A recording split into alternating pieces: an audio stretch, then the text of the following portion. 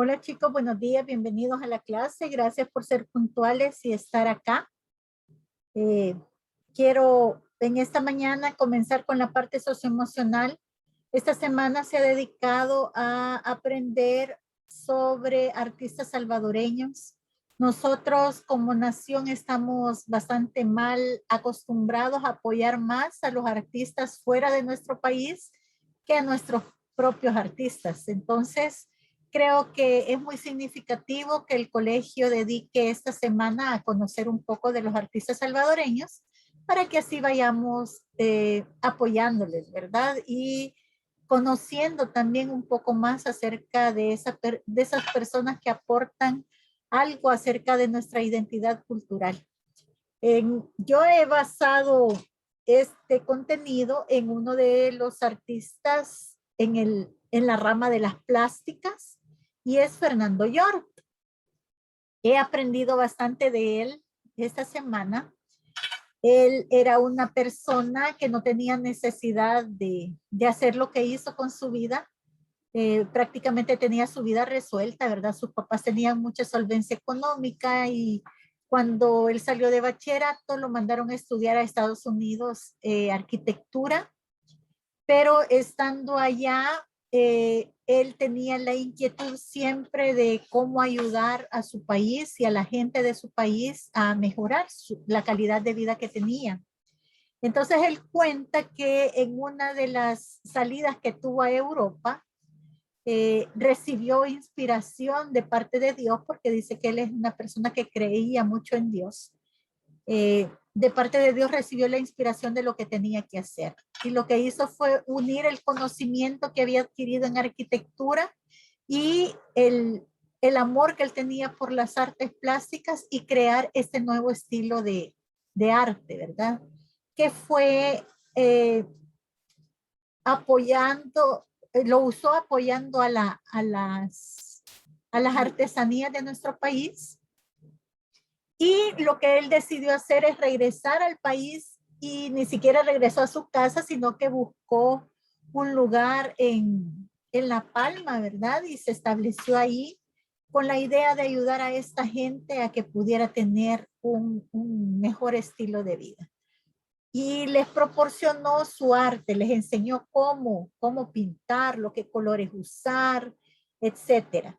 Les voy a compartir un pequeño reportaje que hizo el Ministerio ¿de qué es?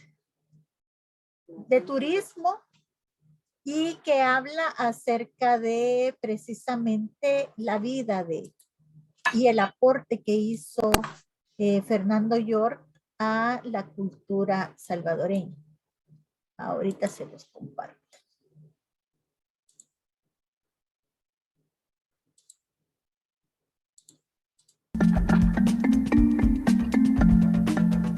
El maestro Fernando York plasmó en una semilla el paisaje de la campiña. Entre pinos y montañas retrató la esencia de mujeres y campesinos, rodeado de flores, ríos, pájaros y ardías. Con el tiempo, la semilla que sembró floreció, con amaneceres espectaculares y majestuosos atardeceres en nuestras playas. York, en una semilla, dibujó la identidad de un pueblo. Muchas manos se fueron uniendo para transformar un trozo de madera en una obra de arte, en el espejo del alma salvadoreña. El maestro York nos enseñó a apreciar nuestra naturaleza y darle valor al trabajo de las manos de hombres y mujeres que transformaron una semilla que hoy representa el orgullo e identidad del Salvador.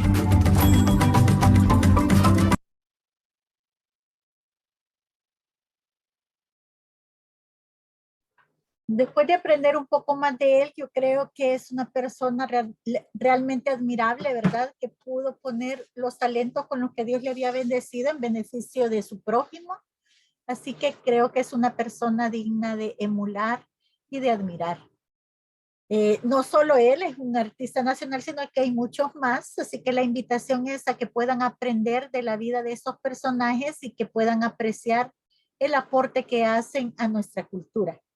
Bueno, una vez que hemos aprendido un poco acerca de eso, les voy a compartir el itinerario que vamos a seguir esta mañana De una sola vez voy a compartir la pantalla porque voy a estar como pasando de un lugar a otro, ¿verdad? Así que les compartiré la agenda y lo que vamos a aprender ahora es la luz. Recuerden que hemos venido hablando acerca de las ondas de manera general, cuáles eran sus características, cuáles eran sus magnitudes físicas, cuáles eran sus fenómenos ondulatorios y luego nos especializamos un poco en el sonido. Este día vamos a comenzar a aprender de la luz, ¿verdad? Y lo que vamos a hacer es estudiar algunos fenómenos de la luz. Primero la vamos a tratar de definir, luego vamos a hablar de la reflexión. Y no podemos hablar de la reflexión sin hablar de los espejos. Así que lo siguiente que vamos a abordar es precisamente eso, ¿verdad? Espejos planos y esféricos. Con respecto a qué es la luz, no hay un concepto general o un concepto específico que defina qué es la luz. A lo largo de la historia científica se ha investigado la luz, ¿verdad? Se ha estudiado mucho y no se ha llegado a una conclusión definitiva, sino que todavía se sigue aprendiendo al respecto. La luz, algunos lo definen como la parte del espectro electromagnético que somos capaces los seres humanos de ver, que es una parte bien chiquita, como ya lo verán más adelante. Ahora, entre todas las personas que estudiaron la luz, se encuentran estos dos grandes hombres que se ven en pantalla ahorita, Christian Huygens y Isaac Newton. Ellos son los que postularon como las teorías más fuertes en cuanto a la luz. Primero, Christian Huygens planteó que la luz era una onda. Cuando él estudiaba la luz y estudiaba sus fenómenos, el aceptar que la luz era una onda ayudaba a explicar ciertos fenómenos y ciertas características de la luz, pero no todas. Entonces, habían vacíos en su teoría. Isaac Newton, casi al mismo tiempo que Huygens planteó su teoría, Isaac Newton dijo, no, para mí la luz no es una onda, sino que es una partícula. De hecho, a las partículas que componían la luz, él le llamó corpúsculos. Por eso se le conoce a la teoría de Newton como la teoría corpuscular. La teoría corpuscular ayudaba a explicar esos vacíos que tenía la teoría de Huygens, pero también tenía vacíos que se complementaban con lo que Huygens había dicho. Entonces, no estaba completa ninguna de las dos por separado. Así que fue años más tarde cuando Albert Einstein empezó a estudiar la teoría de la relatividad y todo lo que se conoce como la mecánica cuántica, que él sacó una conclusión de qué era la luz. Todavía se sigue estudiando, esto es lo que se ha aceptado hasta el momento, pero no es como la definición total de qué es la luz, ¿verdad? Sino que es bastante complejo el estudiarla. Lo que dijo Albert Einstein es que la luz tenía un comportamiento dual. Es decir, que se comportaba de dos formas diferentes. Se comportaba como onda y se comportaba como partícula. Lo que él hizo en pocas palabras fue como unir las dos teorías de Huygens y de Newton, ¿verdad?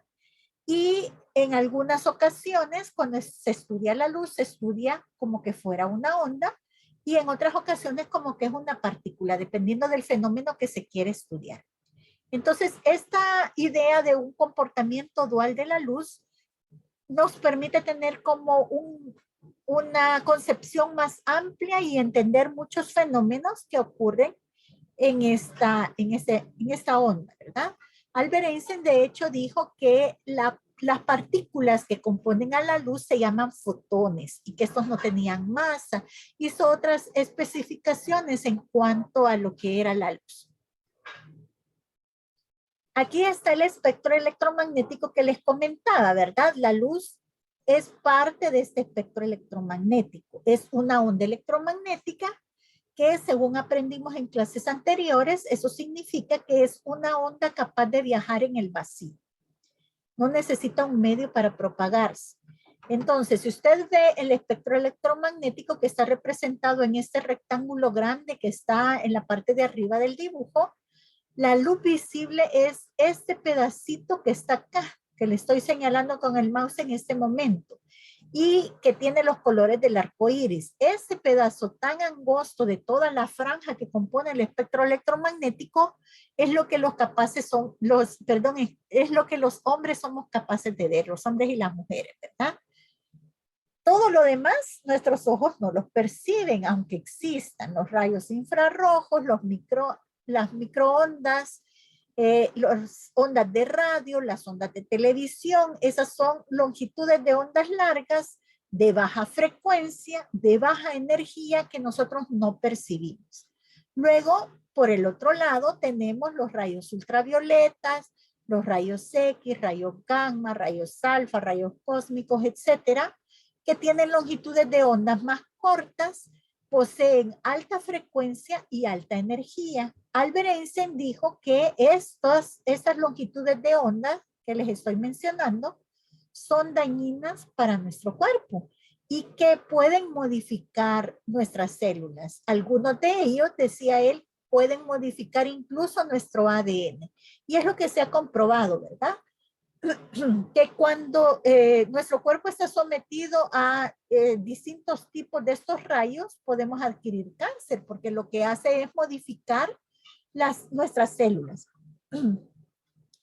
Entonces, aquí hay como un zoom que le han hecho a la parte visible, que es lo que nosotros percibimos, la luz blanca, ¿verdad?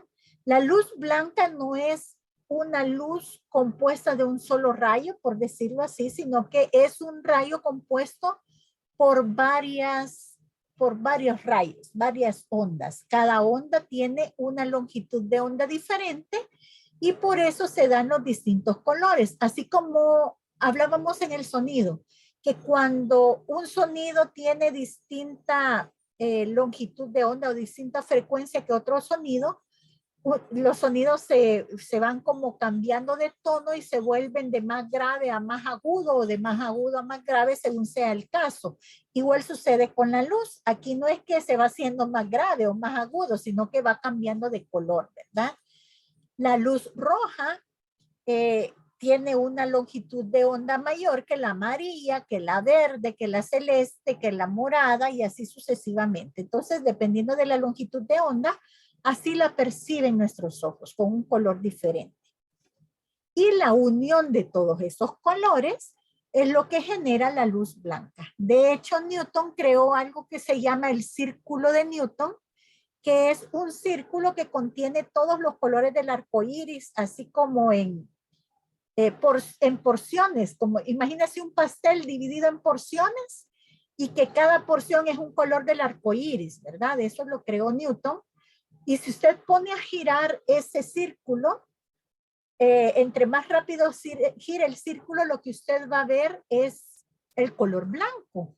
Entonces, así explicaba él por qué nosotros no veíamos en la luz blanca los colores, ¿verdad? Porque viaja a tal velocidad que lo que nosotros vemos es la unión de todos esos colores. Y eso es lo que compone la luz blanca.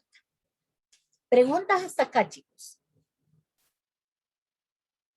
Perfecto. Entonces, Señor, yo tengo una pregunta. Dime.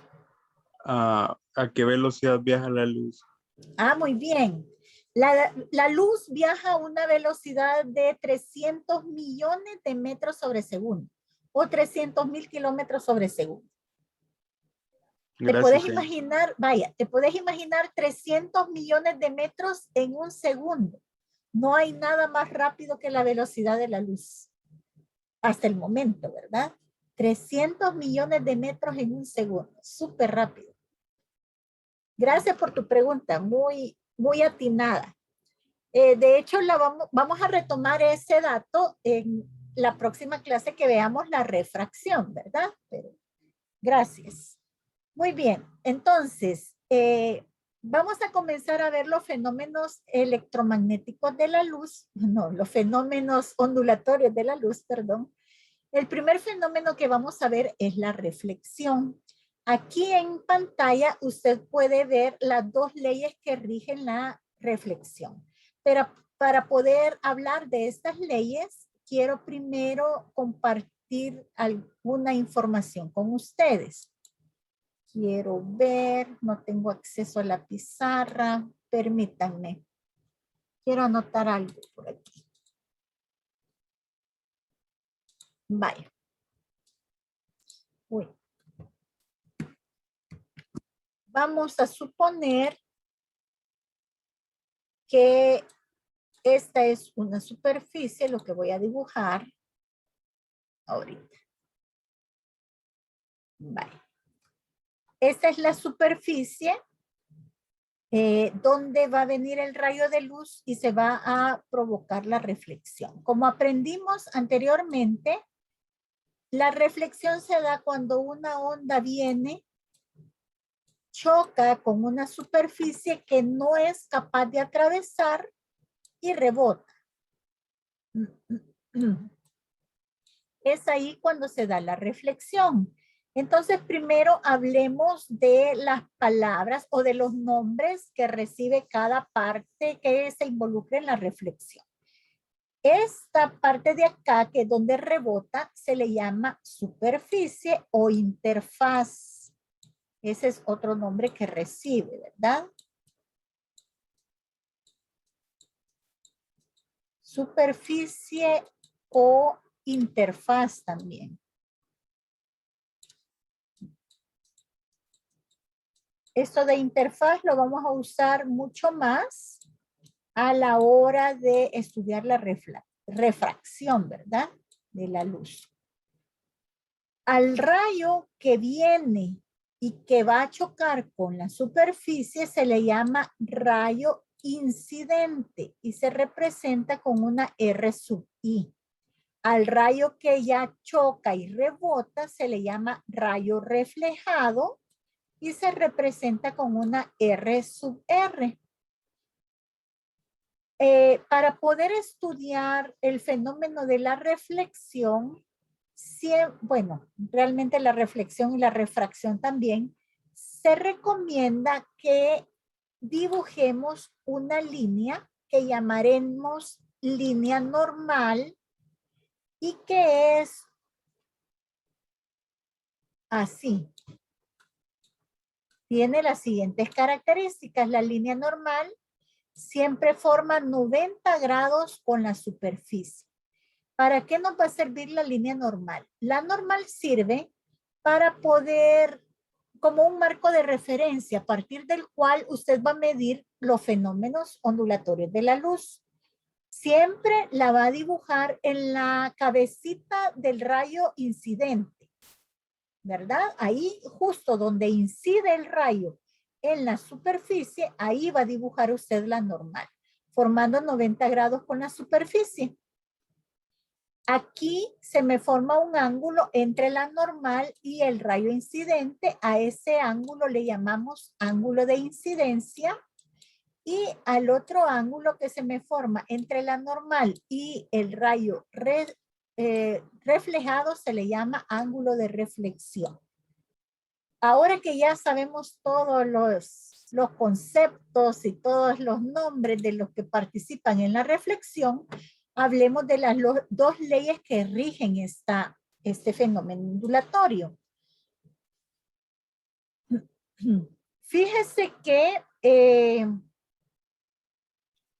la primera ley no es muy conocida, pero mi obligación es enseñársela para que esté listo por cualquier pregunta que le haga. Lo que dice la primera ley es que tanto el rayo incidente, el rayo reflejado y la normal están siempre en el mismo plano, comparten un mismo plano, como puede ver acá, ¿verdad? Un plano es una superficie como una página de papel. Entonces, si usted se fija aquí, los tres están en un mismo plano. La segunda ley, que es la ley más importante, podría decir yo, y que vamos a usar de ahora en adelante, dice que el ángulo de incidencia siempre es igual al ángulo de reflexión. Siempre. Esa ley es muy importante y espero que la recuerde. Los ángulos, tanto en la reflexión como en la refracción, siempre se miden a partir de la normal.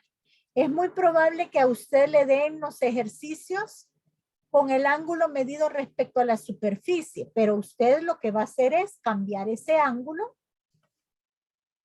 a través del conocimiento que tiene de geometría para medirlo a partir de la normal. Esa es la forma correcta de hacerlo. Bueno, después que hemos hablado acerca de la reflexión y de las generalidades de la misma, veamos los tipos de reflexión. Existen más de 2 tipos, pero estos son como los principales y los que vamos a estudiar nosotros. La reflexión especular y la reflexión difusa. ¿Cuál es la diferencia entre la reflexión especular y la difusa? Me gustó mucho esta imagen que encontré porque me permite ver aquí en la parte de abajo de cada reflexión cómo se ve un rayo de luz real ante los dos tipos de reflexión, ¿verdad? Entonces es como más fácil poderle entender. La teoría dice que la reflexión especular se da sobre superficies totalmente pulidas o superficies lisas. Si usted se fija, tiene la misma raíz que espejo, ¿verdad? Espéculo. Entonces, de ahí viene el espejo, ¿verdad? Que es una superficie totalmente pulida y que me da ese tipo de reflexión. Como puede ver aquí en la figura real, viene el rayo de luz y prácticamente todo el haz de luz que choca con la superficie rebota. Y puede ver claramente el rayo incidente y el rayo reflejado. Entonces, la característica principal de este tipo de reflexión es que todos los rayos incidentes y reflejados son paralelos entre sí. La otra reflexión, que es la difusa, no, usted puede ver que no es así, ¿verdad? Sino que todos los rayos incidentes son paralelos, pero no todos los rayos reflejados son paralelos entre sí. Y eso es lo que me da la diferencia en la reflexión. Mientras aquí yo veo todo el rayo de luz, aquí no, ¿verdad? Los rayos de luces se esparcen y voy a tener una reflexión como este tipo. Si usted ve, el rayo incidente es bien claro, pero los rayos reflejados se esparcen y puede ver que hay más iluminación, más suave, pero está más iluminado todo el contorno a donde se da el fenómeno. La reflexión especular, como le dije, es la que obtengo yo en un espejo. O si estuvo en el refuerzo de lunes, no sé si recuerda que habían tramos de la pizarra que no podía ver lo que se escribía en ella debido a la luz que se reflejaba ahí, ¿verdad? La luz que provenía de las ventanas. En cambio, cuando usted puede ver lo que se escribe en la pizarra es porque la reflexión que se da es una reflexión difusa. Es decir, que la superficie donde incide el rayo es una superficie rugosa con irregularidades o que tiene encima alguna sustancia granulada como polvo, por ejemplo, ¿verdad? En esos casos se da una reflexión difusa. Cuando leemos un libro, es gracias a la reflexión difusa, ¿verdad? Porque la luz incide sobre la página, pero al ser una superficie rugosa, no recibimos todo el rayo de luz en nuestros ojos como reflexión. Y por eso es que podemos leer la página.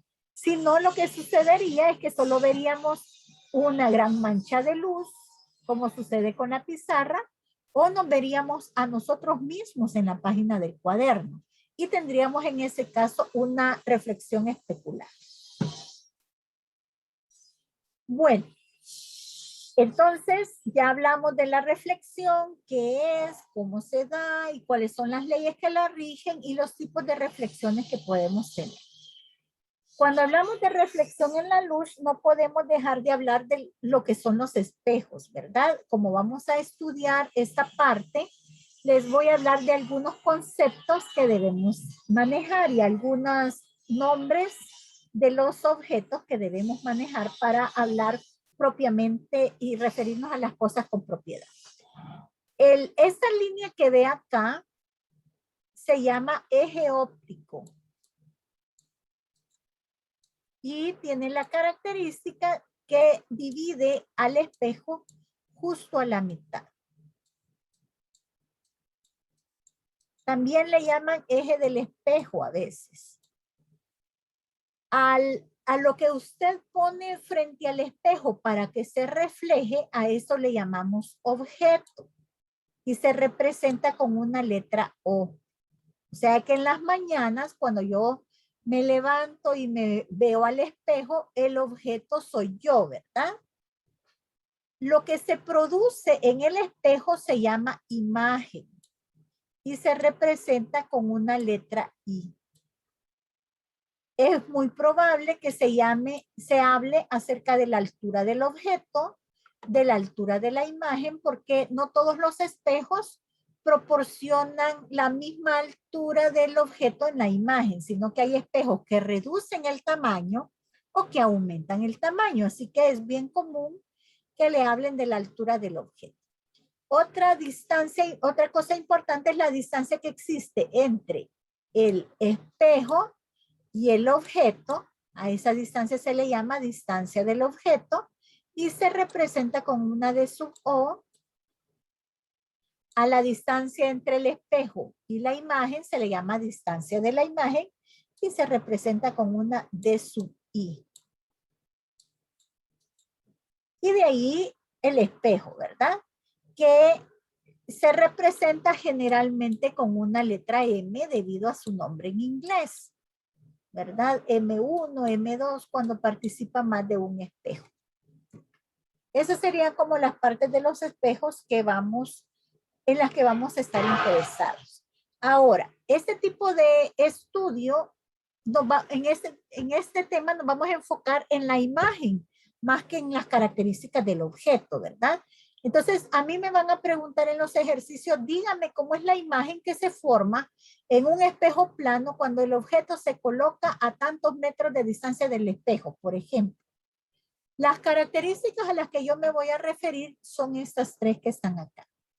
Si la imagen es una real o virtual, ya le voy a explicar qué es eso.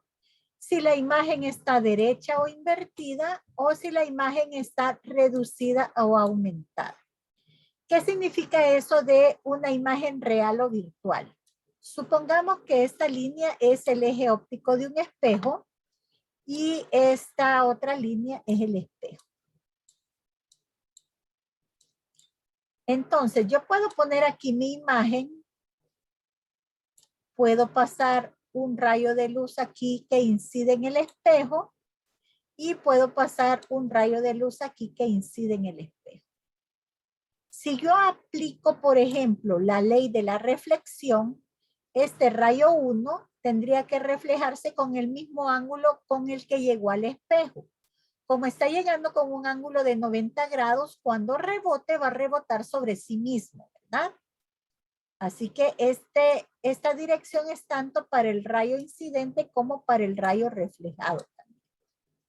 En cambio, este otro es el rayo incidente, pero al llegar con un ángulo respecto a la normal diferente a 90, cuando rebote tiene que rebotar con el mismo ángulo respecto a la normal según la ley de la reflexión. Ahora, si usted se fija, este es el primer rayo reflejado y este es el segundo rayo reflejado. Estos rayos jamás se van a cortar acá, sino que se cortarían si yo hago una prolongación de esos rayos por detrás del espejo. Mire lo que sucede. Voy a prolongar este rayo también. Entonces se me cortarían aquí. Eso significa que este punto, que es el que yo estoy reflejando con esos dos rayos de luz, se repite acá. Por lo tanto, mi imagen se daría acá. Esto lo vamos a aprender a sacar más adelante, no se preocupe. Este sería mi objeto, este sería mi imagen. Entonces, usted puede ver que la imagen se forma atrás del espejo. Eso significa que los rayos que forman mi imagen no son verdaderos rayos de luz, porque los verdaderos rayos de luz tienen su fiesta al frente del espejo, ¿verdad? aquí inciden, aquí se reflejan, no tienen nada que ver con la imagen. Entonces, esta imagen fue formada por rayos no reales de luz. Por lo tanto, se considera que es una imagen virtual. Siempre que la imagen esté formado por la prolongación de rayos, será una imagen virtual. O siempre que la imagen se forme detrás del espejo, vamos a hablar de una imagen virtual. Una imagen real, por el contrario, se forma de verdaderos rayos de luz. Y si se fija, se tendría que formar al frente del espejo, ¿verdad? Que no es nuestro caso. Esa es la diferencia entre una imagen real y una virtual. Otra diferencia es que la imagen real yo la puedo proyectar en una pantalla, como un oleograma. En cambio, la imagen virtual no se proyecta en una pantalla. Esa es otra de las características de las que hacen referencia a la hora de definir imágenes reales y virtuales. La otra característica, derecha o invertida. Todas estas comparaciones son respecto al objeto, ¿verdad? Que esté derecha significa que así como en la posición en que está mi objeto, también en esa misma posición está mi imagen. Es decir, no está de cabeza, en otras palabras. Por ejemplo, un espejo plano me da una imagen derecha porque yo me paro todas las mañanas frente al espejo y no me veo de cabeza, sino que me veo tal y como estoy parada. Entonces, a eso se refiere derecha o invertida. Ya lo vamos a ver más adelante en los ejemplos también. ¿A qué se refiere con reducida o aumentada? Con el tamaño de la imagen respecto a la imagen del objeto. Si la imagen es más pequeña que el objeto, entonces va a ser una imagen reducida. Si la imagen es de mayor tamaño que el objeto, va a ser una imagen aumentada. Y si no, vamos a decir que es del mismo tamaño, ¿verdad? Que conserva su tamaño. ¿Alguna pregunta con las características que vamos a estudiar, chicos? Muy bien, entonces pasemos a hablar de los espejos planos. Los espejos planos, como estamos tan familiarizados con ellos, yo no he escrito cuáles son las características que tienen los espejos planos, sino que yo espero que ustedes me digan qué características han visto en las imágenes que se forman. Ahí estamos hablando de estos tres tipos de imágenes, ¿verdad? O si han visto alguna otra característica, también me la pueden decir. A ver, ¿qué característica han visto en el espejo plano? ¿Será una imagen real o una imagen virtual? Bueno, para ayudarle con eso, porque ese sí es un concepto nuevo, le voy a compartir un video que se usa, es un video bien sencillo, de un experimento bien sencillo, que se usa para probar que la distancia del objeto y de la imagen en un espejo plano son iguales. Mire el video y después hablamos. Vamos a comprobar mediante un experimento sencillo que la distancia del objeto, en este caso este lápiz, al espejo es igual a la distancia que podemos observar de la imagen al espejo. Para ello, utilizamos como objeto a este lápiz y lo hemos ubicado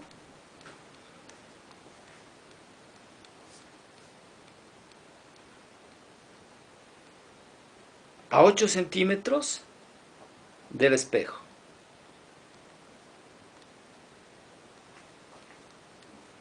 Ahora vamos a jugar con la imagen. Podemos observar en el espejo la imagen, pero recortada. Por lo tanto, utilizamos un lápiz de iguales características al que utilizamos como objeto.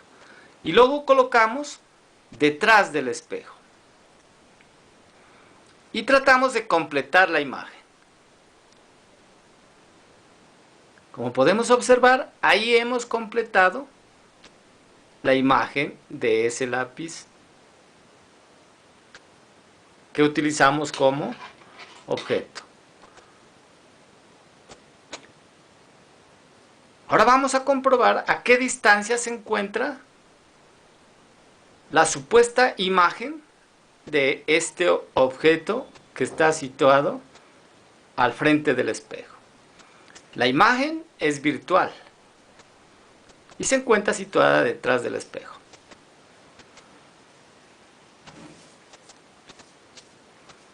Como dijimos, el objeto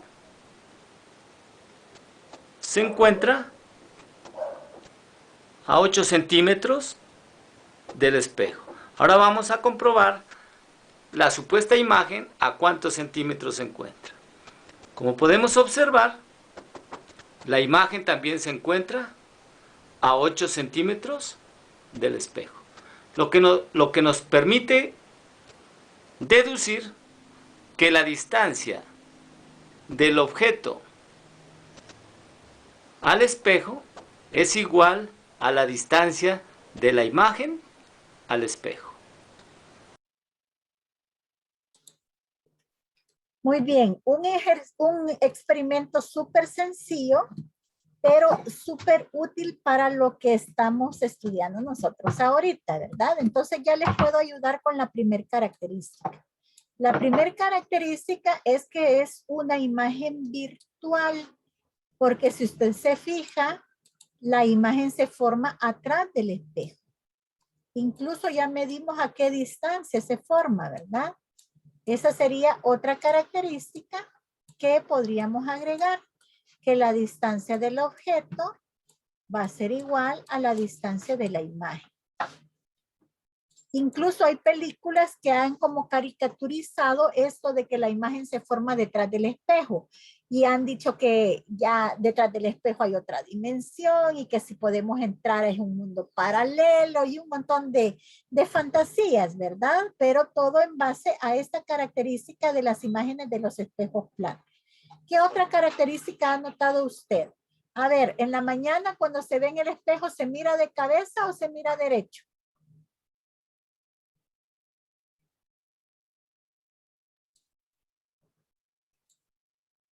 Aquí me están pidiendo que le pregunte a Rebeca. A ver, Rebeca, ¿cómo te ves en la mañana? Derecha. Ah, muy bien. Entonces la imagen que se forma es una imagen derecha, ¿verdad? No es invertida, sino que es derecha. Perfecto. Luego tenemos, ¿qué más? Ah, existe una inversión, eso sí. Pero la inversión que vemos no es de así horizontal, sino que es una inversión vertical, ¿verdad? Entonces le vamos a llamar una inversión lateral. ¿A qué me refiero con eso? Que cuando usted levanta la mano derecha en el espejo parecería que lo que está levantando es la mano izquierda. A eso me refiero con inversión lateral. Para una de las aplicaciones de esto es lo siguiente, que me parece interesante que usted lo pueda notar. Tal vez ya lo había visto antes, pero no lo había notado. Ah, ya me acordé que lo puse en la presentación. No sé si se ha fijado que en los carros de emergencia, ya sea policía, bomberos, ambulancia, la palabra ambulancia o policía aparece escrita al revés. Cuando usted ve el carro de frente, lee y está al revés la palabra. ¿Cuál es el propósito de eso? Bueno, el propósito de eso es que los automovilistas cuando van manejando y ven a través del retrovisor la palabra ambulancia, para ellos aparece escrita de forma correcta. Y esa es por la inversión lateral que un espejo me puede dar, ¿verdad? Que el espejo plano me puede dar. Esa es una de las aplicaciones de esa característica. Entonces así en la emergencia de estar oyendo la sirena del auto de emergencias, no tengo yo que estar pensando quién es el que está atrás de mí, sino que de una sola vez, para evitar confusiones, yo lo leo directamente del espejo y está al derecho. Otra característica es, quiero ver que es del mismo tamaño, ¿verdad? No aumenta la imagen, mismo tamaño. igual tamaño. No hay aumento ni hay disminución. Si ya tenemos un espejo de maquillaje que nos aumenta o uno de los espejos que traen los estuches para rasurarse que aumentan, ya no es un espejo plano, aunque pareciera que es plano, ha de tener alguna curvatura leve, ¿verdad? O también los espejos donde nos vemos más pequeños, por ejemplo, los espejos que ponen en el supermercado, al final del pasillo, en los supermercados, unos espejos así redondos, nos vemos ahí de cuerpo completo y nos vemos bien chiquitos, ¿verdad? Esos ya no son espejos planos, sino que llevamos a ver qué tipo de espejos son. ¿Algunas preguntas con las características, chicos, de estos espejos? Perfecto. ¿Qué tipo de ejercicio o cómo se va a trabajar este tipo de tema, ¿verdad? ¿Qué me pueden preguntar a mí? Mire, en un examen así como el avanzo, si a usted le hacen alguna pregunta de este tema, lo más probable es que le pregunten las características de un espejo plano. Por ahí tendría que andar la pregunta porque es como lo más aplicable, ¿verdad? Pero pueden venir algún ejercicio como este, se lo voy a enseñar. Déjenme compartirle la pantalla. Vamos a ver.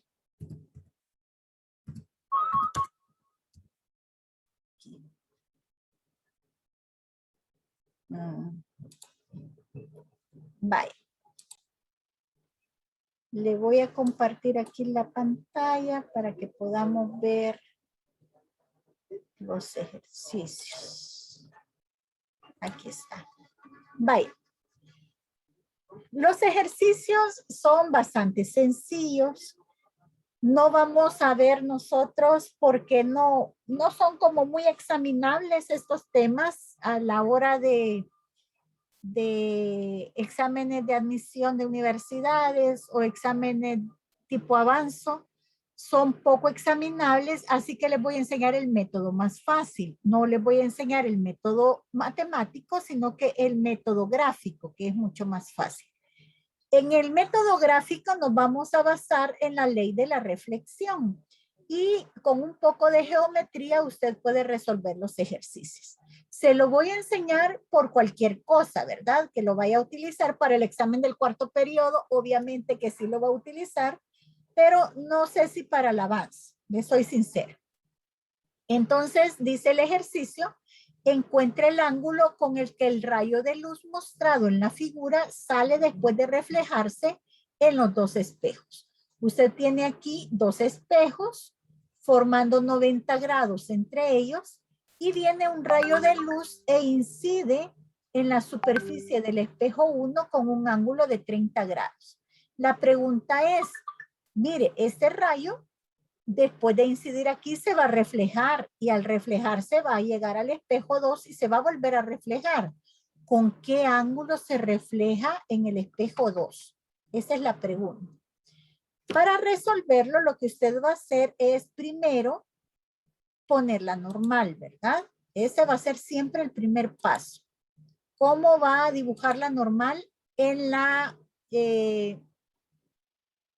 punta del rayo incidente perpendicular a la superficie. Esta línea sería entonces mi línea normal. La voy a rotular para no confundirme. Normal 1 le voy a poner porque es la normal del espejo 1. Luego, el siguiente paso es medir todos los ángulos que yo tenga respecto a la normal.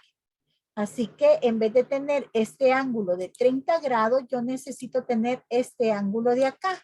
Como todo vale 90 grados, este ángulo fácilmente sé que es de 60 grados, ¿verdad? ¿Alguna pregunta hasta el momento? Ahora lo que voy a hacer es aplicar la ley de la reflexión.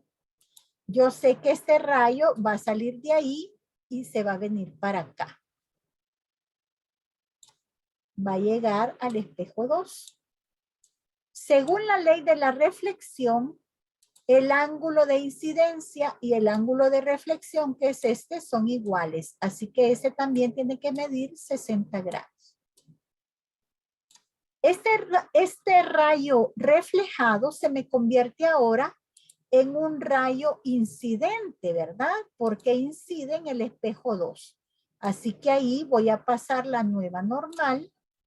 Esta sería la normal del espejo 2.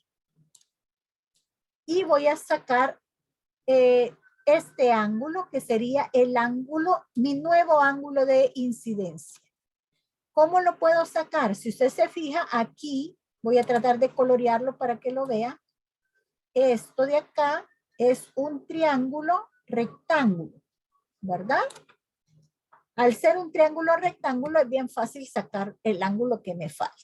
Usted sabe que los ángulos internos de un triángulo cualquiera son 180 grados. Si yo tengo aquí 90 grados, solo me quedan 90 que distribuir en los otros dos ángulos. Perdón, aquí tengo los 90 grados. ¿Verdad? Que es donde se juntan las dos normales. Entonces, 180 menos 90, solo me quedan 90. Si aquí tengo 60, este ángulo entonces vale 30 grados. Y por ley de la reflexión, de nuevo, ese rayo incidente va a rebotar y va a salir hacia allá. Por este ángulo es que me están preguntando. Por ley de la reflexión, yo sé que este ángulo también vale 30 grados. Entonces, mi respuesta tendría que ser, como dice, encuentra el ángulo con el que el rayo de luz mostrado en la figura sale después de reflejarse en el espejo 2.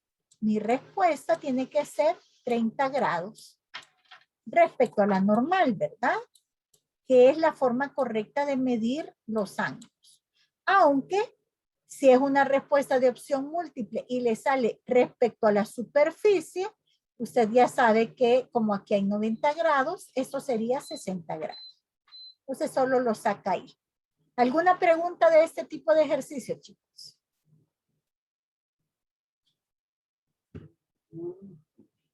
Nada. Vaya. Perfecto. Entonces pasemos a la siguiente parte de nuestra clase. Ya con esto concluimos lo que son los espejos planos. Ya vimos sus características y cómo se resuelven los ejercicios, ¿verdad? Las leyes que rigen la reflexión en ellos, etc. Ahora vamos a pasar con lo que son los espejos esféricos.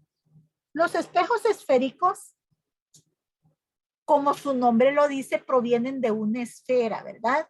Es como que yo tenga una pelota y a esa pelota le corte un casquito, ¿verdad? Y ese casquete, que se conoce con ese nombre, ese casquete es mi espejo esférico. Puede ser cóncavo o convexo dependiendo de qué parte del casquete es la parte reflejante. Por ejemplo, si la parte reflejante es la interna, es un espejo cóncavo. Si la parte reflejante es el exterior, entonces es un espejo convexo. Parte de los espejos esféricos. Siempre vamos a tener el eje óptico, que va a ser una línea que va a dividir al espejo así por mitad. Este punto donde se une el eje óptico y el espejo se llama vértice y se representa con una V. Creo que esto ya le va sonando más a lo que estudió usted en mate hace unos meses atrás, que son las parábolas, ¿verdad?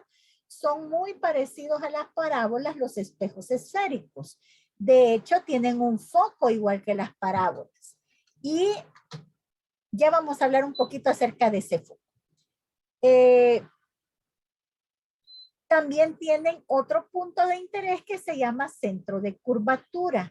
Este punto de interés es el punto donde yo podría poner el compás y generar el círculo de donde he extraído el casquete esférico, ¿verdad?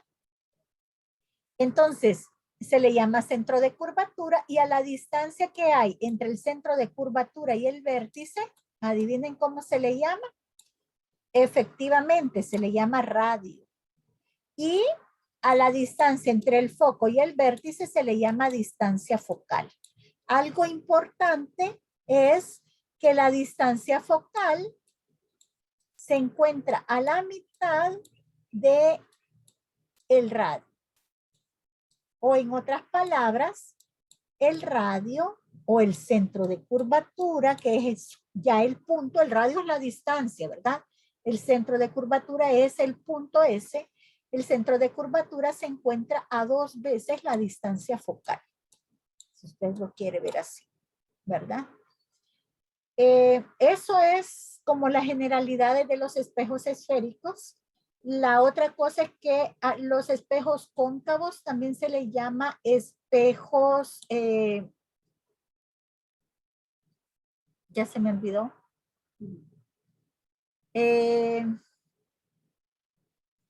Ya me voy a acordar. Quiero ver. Bueno, se me fue la palabra, pero lo que da a entender la palabra es que todos los rayos de luz inciden en un solo punto. Convergentes, espejos convergentes, porque todos los rayos de luz que lleguen al espejo van a convergir en un mismo punto, que es el foco, ¿verdad? Como ustedes aprendieron cuando vieron la parábola. Y a esto se le llama divergentes, porque cuando los rayos de luz vienen, en vez de irse todos a un punto, se van a lo loco, ¿verdad? Divergen. Aunque las prolongaciones sí convergen, como verán más adelante. Esos son otros nombres que reciben por si acaso los llegan a necesitar. Bueno, veamos entonces cómo resolver los ejercicios de este tipo de espejos. ¿Tienen alguna pregunta hasta acá, chicos? Nada. Vale. Les voy a compartir un interactivo para que puedan ver de una manera más emocionante cómo vamos a trabajar este tipo de espejos. Aquí tengo para un espejo convexo. Uy, y aquí tengo la del espejo cóncavo también. Vamos a trabajar, como le explicaba, de forma gráfica, ¿verdad? Para no meternos a hacer cálculos numéricos y trabajar con signos, porque aquí se trabaja bastante con signos. Dependiendo del signo, va a ser una imagen virtual, una real, o va a ser un aumento, una disminución, etcétera. Entonces, para no confundirnos con eso, mejor con dibujitos. Para hacerlo con dibujitos, lo que se hace es trazar 3 rayos. De los 3 rayos usted puede trazar únicamente 2 y ya va a saber a dónde está la imagen, porque ese es el propósito, a dónde está y qué características tiene.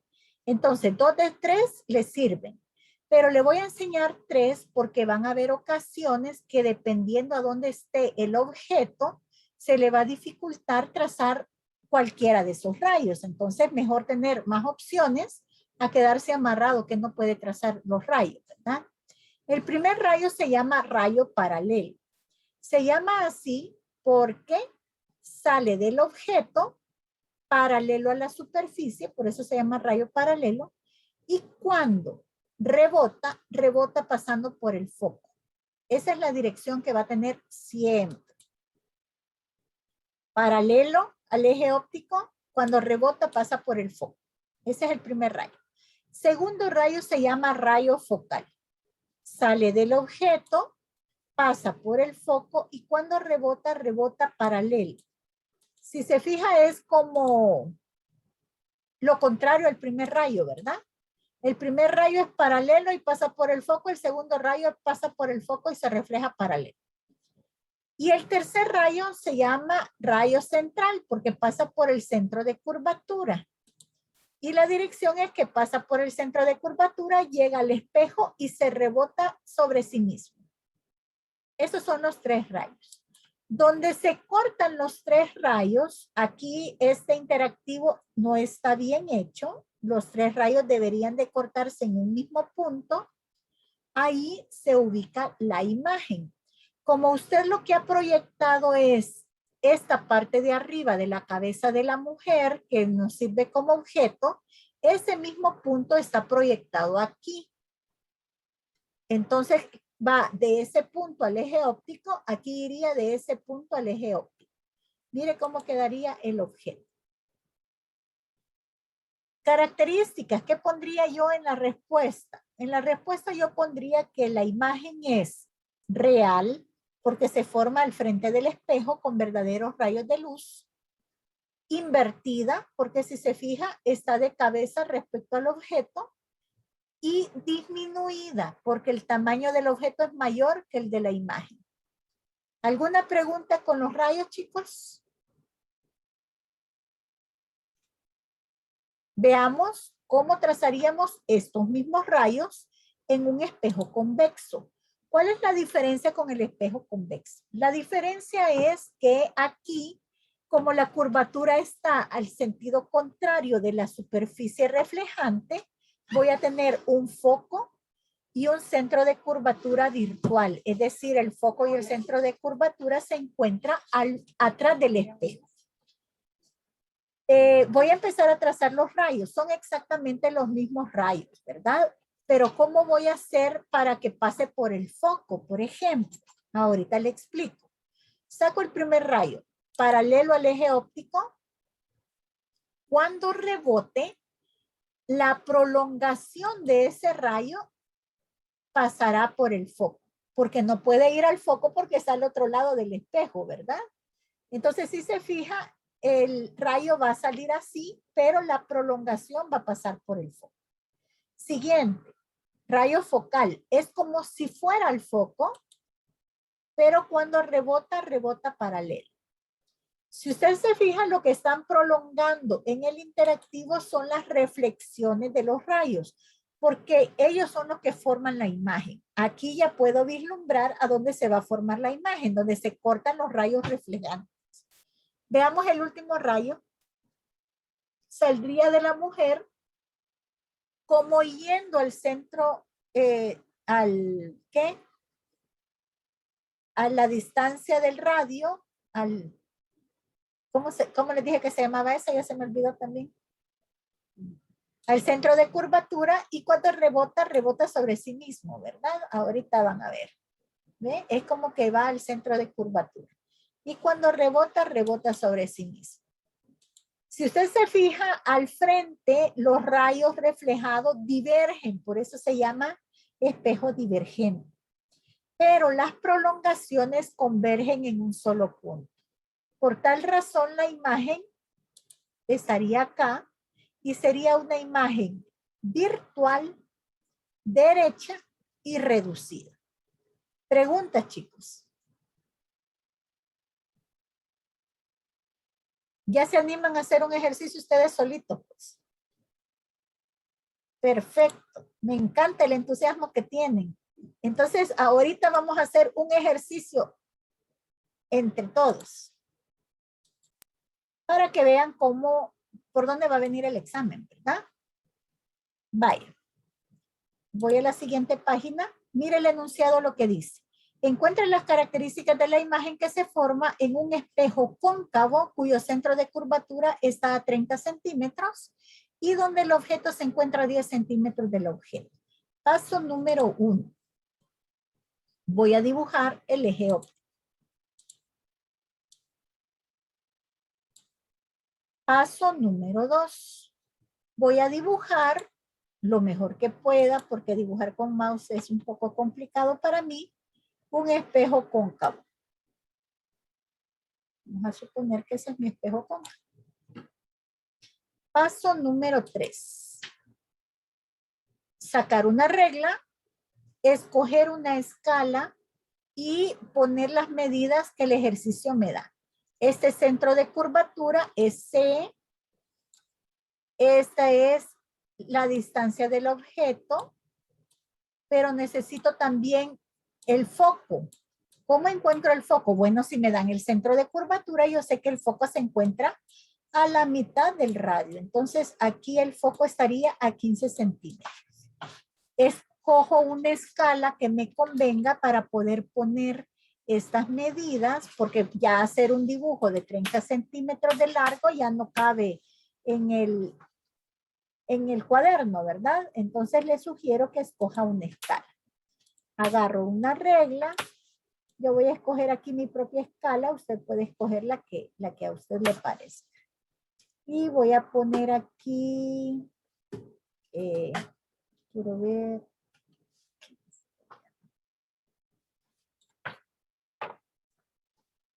Aquí voy a señalar, este es mi centro de curvatura. Este sería mi foco.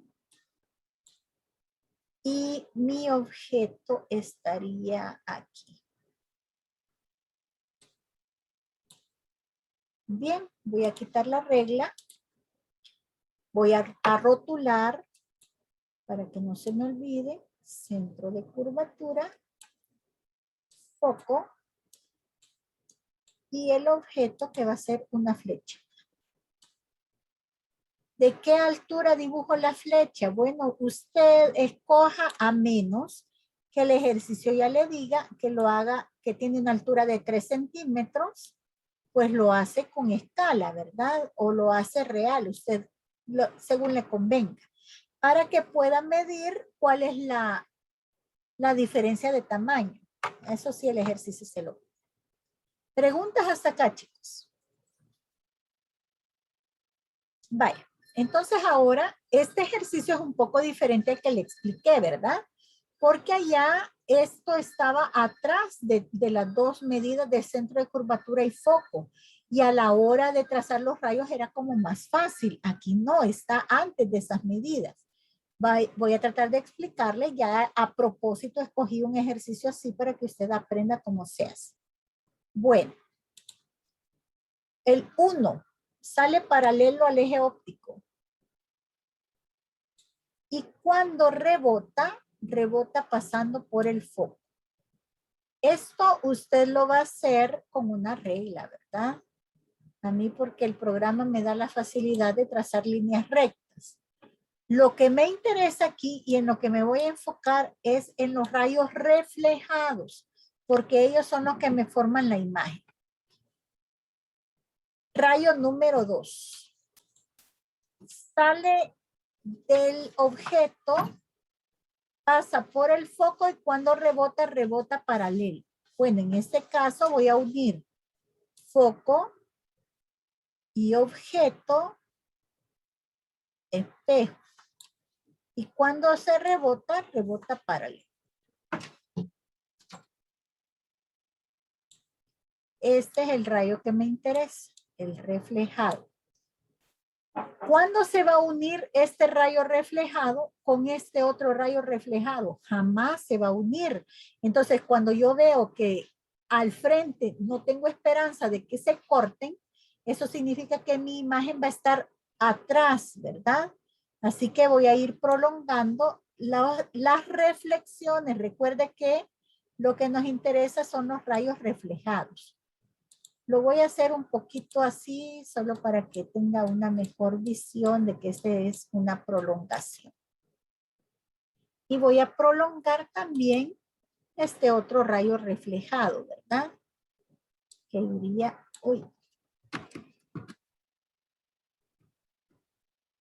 iría aquí. Déjenme ver. Aquí, ¿verdad? De nuevo voy a borrar los pedacitos para que se vea más bonito y se me confundan menos. Vaya. Aquí yo ya puedo ver claramente a dónde está mi imagen. Ya la podría dibujar, no necesito trazar el otro. Pero como yo le estoy enseñando a usted cómo se trazan, lo voy a hacer. El otro, centro de curvatura, objeto, espejo y se refleja sobre sí mismo. Vamos a ver si logro captar aquí la inclinación, espejo. Bueno, lo voy a hacer por partes. Usted que tiene una regla le sale más fácil, ¿verdad? Ahí está, se refleja sobre sí mismo. Voy a hacer la prolongación de este rayo. Ahí está la prolongación. Si se fija, se cortan en un solo punto, ¿verdad? Así que ahora lo que voy a hacer es dibujar mi objeto. Vamos a dibujarlo igual negrito. Aquí estará. Uy.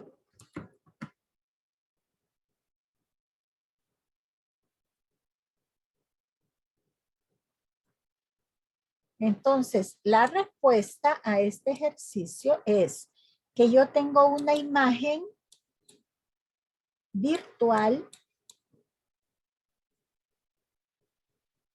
derecha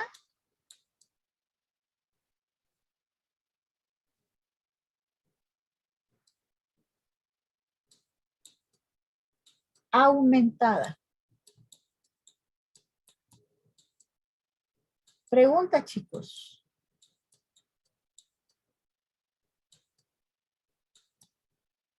Señor, no le comprendí bien lo de virtual. ¿Por qué? Vaya, virtual porque se forma atrás del espejo. Tu parte reflejante es esta de acá. Aquí es donde tú te verías en el espejo. Esta parte de atrás es oscura, ¿verdad? No te reflejas ahí. Entonces, la imagen no se forma al frente del espejo, sino que se forma atrás.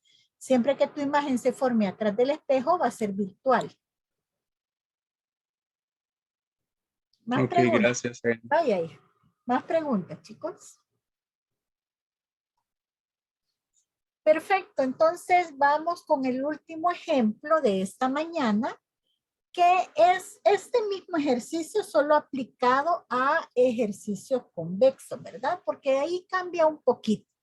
Algo que sí les quiero decir es que cuando a usted le digan que trabaje un espejo cóncavo, los espejos cóncavos tienen todas las combinaciones de imágenes posibles. Si recuerda cuando expliqué los rayos, me daba una imagen real, invertida y disminuida. Ahora tengo virtual, derecha y aumentada. Y me puede dar cualquier combinación. Ustedes que están viendo en mate combinaciones, me puede dar cualquier combinación de las características. Me puede dar virtual, invertida y reducida. Virtual, derecha y reducida. Cualquier combinación la puedo obtener con los espejos cóncavos. Entonces aquí sí hay que tener cuidado y hacer el trazado de rayos si me llegasen a preguntar acerca de estos espejos. No sucede eso con los espejos convexos. Aquí no le cambié el enunciado. Ahorita lo vamos a cambiar para que no se me confunda.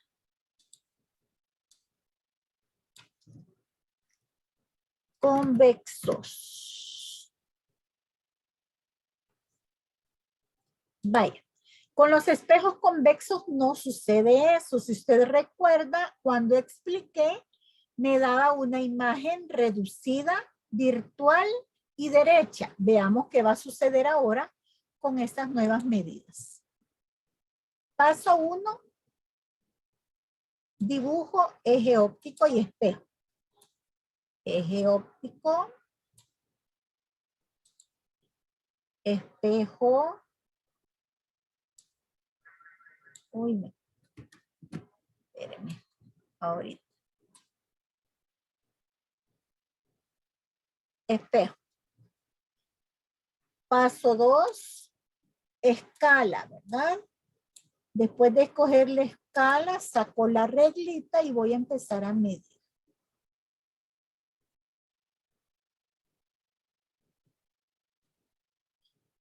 Aquí le voy a dar, aquí estará mi centro de curvatura. Aquí estará el foco. Y como la parte reflejante es esta de acá, el objeto tiene que estar aquí, ¿verdad? Al frente del espejo. Y aquí va a estar el objeto. Vale. Ya hice el trabajo con la regla, la voy a quitar Voy a dibujar mi flechita.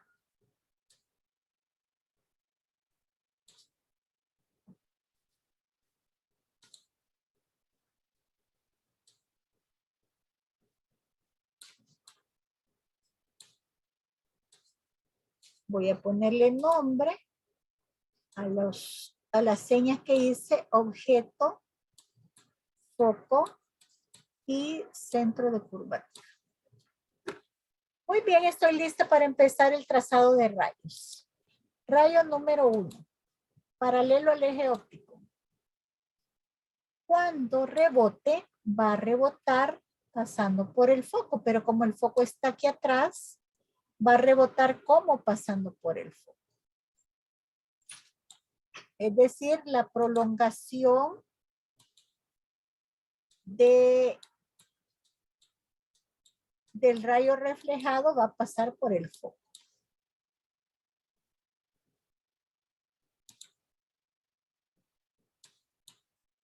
Rayo 2. El 2 dice que pasa por el foco.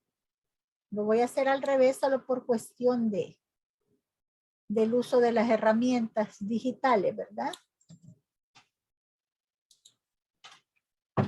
Pasa por el foco. Y cuando rebota, rebota paralelo. Este es el que me interesa, el que rebota. Rebota paralelo.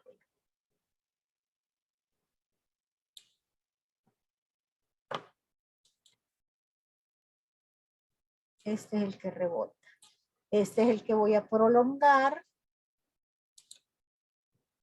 Y ya con este ya tengo yo el corte, ¿verdad? Donde está mi imagen, donde se forma mi imagen.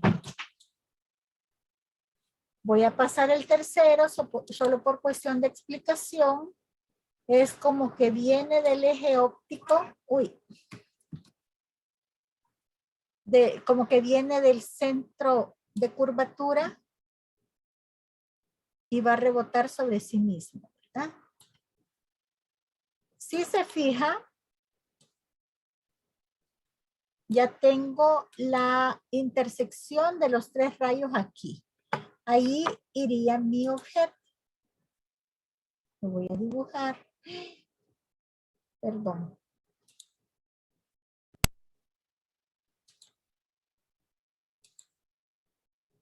Iría aquí. Si usted es observador, se dará cuenta que tiene las mismas características que encontramos en el ejemplo que expliqué, cuando expliqué los rayos, ¿verdad? La imagen tiene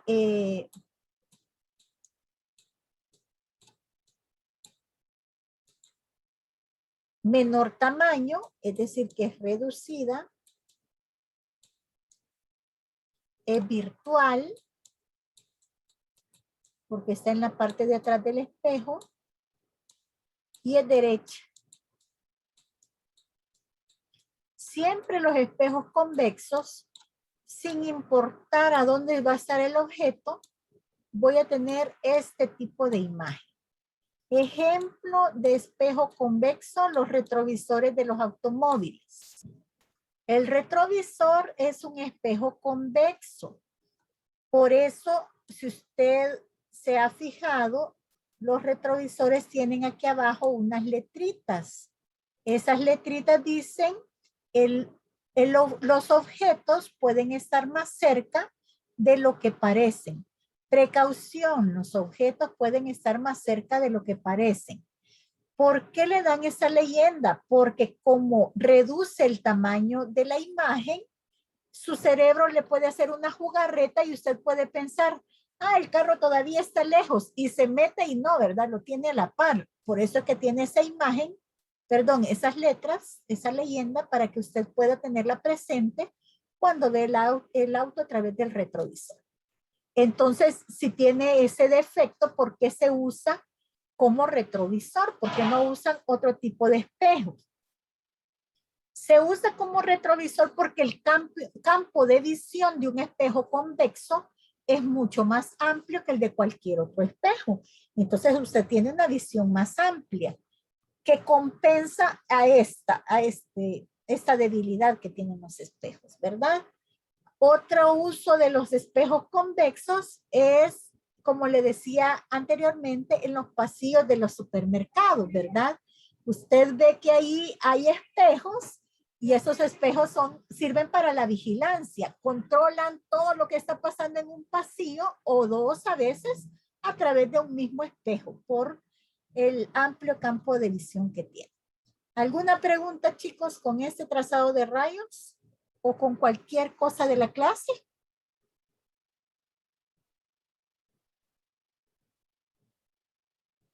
Nada. Perfecto. Entonces, gracias por haberse conectado. Esa es la clase de esta semana. Nos vemos mañana en la toma de fotografía. Cuídense mucho.